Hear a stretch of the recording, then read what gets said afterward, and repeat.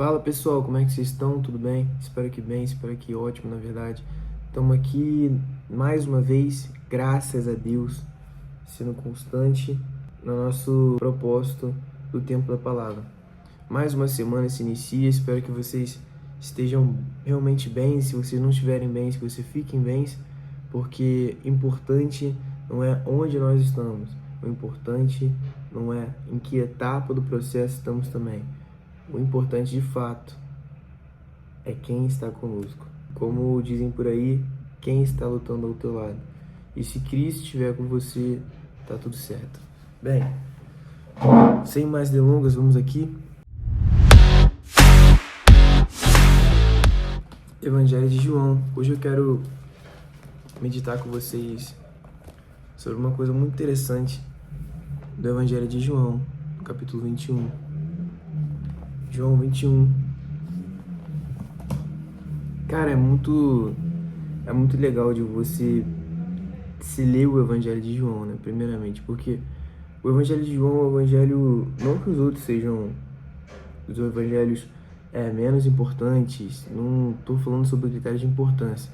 Todo evangelho é importante. Marcos, por exemplo, na minha opinião, para quem começa a ler a Bíblia, é o evangelho que deve ser lido de forma primeira, porque é o evangelho mais curto, tem 16 capítulos, e é o evangelho extremamente direto, que narra com muita prioridade os milagres que Jesus fez.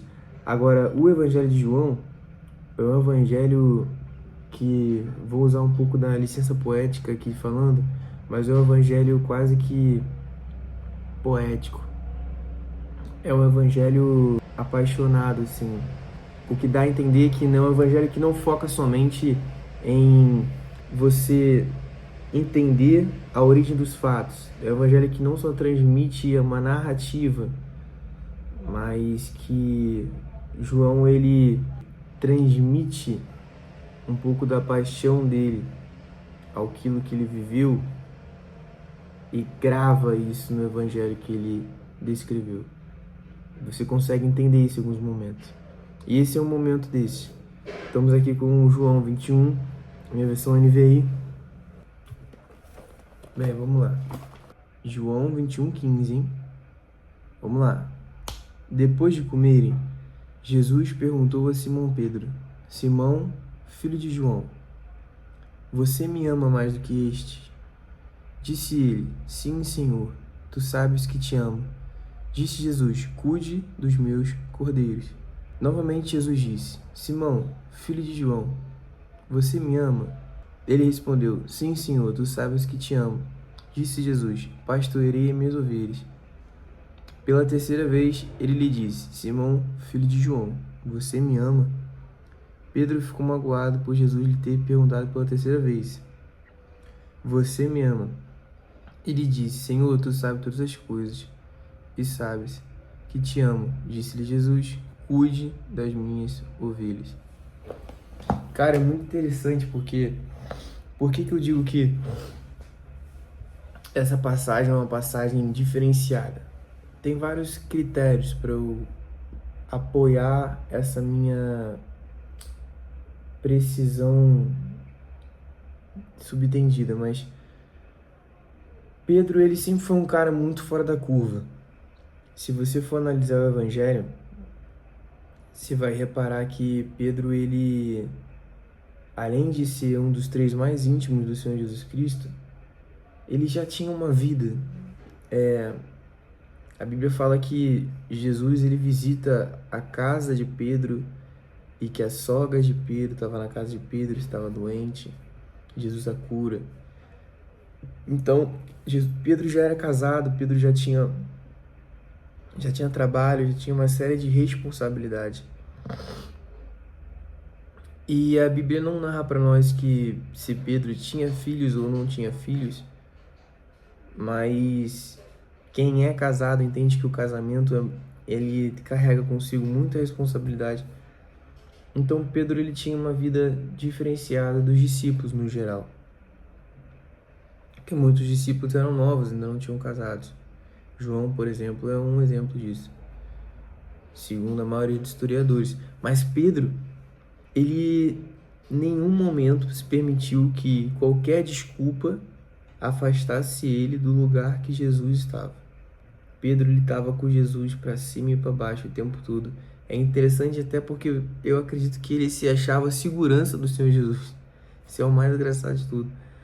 Mas além disso, Pedro ele conseguiu, depois de tudo isso que ele passou com Cristo, da subida de Cristo, foi talvez um dos dois homens mais importantes como apóstolo que teve para todos nós. Mas esse Pedro, que foi o apóstolo, que fez tudo que fez no livro de Atos, ele foi formado nesse capítulo que nós acabamos de ler. Porque Pedro, ele tinha tinha negado Jesus. Em João, quando você pega ali no capítulo 19 em diante, que é a crucificação de Cristo, você vê Pedro negando Jesus 3 vezes. E isso doeu muito ele, porque ele mesmo, sabe quando você... Cara, aí que tá. Existe um perigo muito grande quando você afirma as coisas. Você precisa carregar o que você disse sobre os teus ombros. Então, muito cuidado com as afirmações que você faz, cara. Se você afirmar, por exemplo, Pedro afirmou para Jesus que ele nunca abandonaria Jesus. E Jesus falou para Pedro e disse assim, que no íntimo ele sim iria abandoná-lo, porque Jesus já tinha dito que ele ia ficar sozinho. E Pedro, sabendo quem Jesus era, bateu de frente e acredito que, até por ter uma personalidade muito forte, mas por ter dito, ele que disse que nunca ia abandonar. E ele ficou junto com Jesus ali no Sinédrio, no momento mais difícil, quando você pega João 19 em diante, mas ele abandonou, como todos. Em determinado momento, Jesus ficou sozinho. Na crucificação, a Bíblia fala para nós que só estava sua mãe, só estava João. E até é muito doloroso, porque eu acredito que muitos não tiveram coragem, não de não ir até a crucificação, não de não, mas sabia que se fosse, deve ter sido muito doloroso você ver Jesus naquela situação. Mas Jesus ressuscita, e quando Jesus ressuscita, ele tem esse bate-papo com Pedro. E é esse bate-papo aqui que faz Pedro se tornar um novo homem. Muito importante. Esse aqui é o importante da mensagem. Pedro, depois que ele nega Jesus, ele não some. Pedro, depois que ele nega Jesus, cara, ele se arrepende, e ainda que ele não tivesse visto Jesus, ele permanece. Então, se você errou em algum momento da sua caminhada, permaneça. Permaneça no local que você precisa permanecer. Porque no final das contas, o único juiz que pode julgar a nossa vida, meu irmão, é Deus. A única pessoa que pode definir a nossa história é Deus. Então, se você negou Jesus, permanece. Permanece onde Jesus quer que você esteja. Por quê? Porque Pedro permaneceu e não desandou, porque ele não saiu do lugar em que ele sabia que Jesus queria que ele estivesse. Ele teve a oportunidade de vê-lo mais uma vez, depois de vê-lo morto. Cara, você não pode desistir de quem você é. Você não pode desistir de quem você nasceu para ser.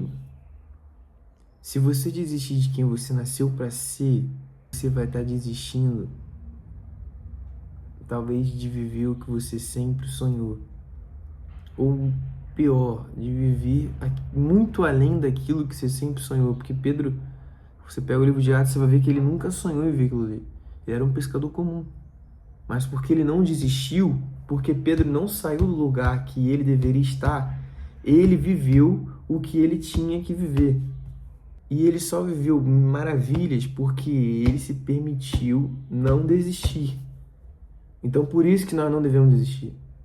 E é engraçado porque quando Jesus conversa aqui com ele, Jesus ele conversa com Pedro e bota Pedro na posição de líder.